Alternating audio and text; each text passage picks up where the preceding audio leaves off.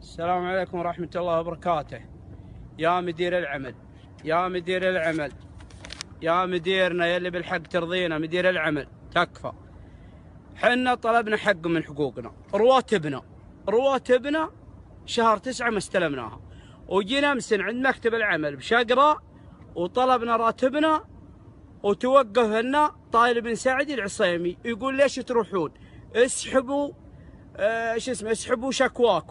اسحبوا شكواكم وتعالوا تعذروا من المصري وحبوا خشم المصري واذبحوا له تيس وعزموه واستجروا له استراحه وتعذروا منه.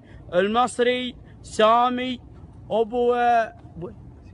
ابو زياد يقول اذبحوا له المصري. انا جاينا اشتغل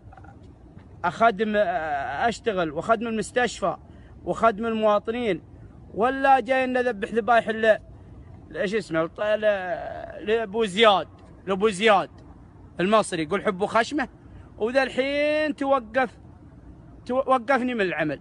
وهذه صورة التعهد، يقول لازم توقعونه، وانا بكره باجيكم يا مكتب العمل، انصروني الله ينصركم، اعطوني حقي الله يجزاكم خير.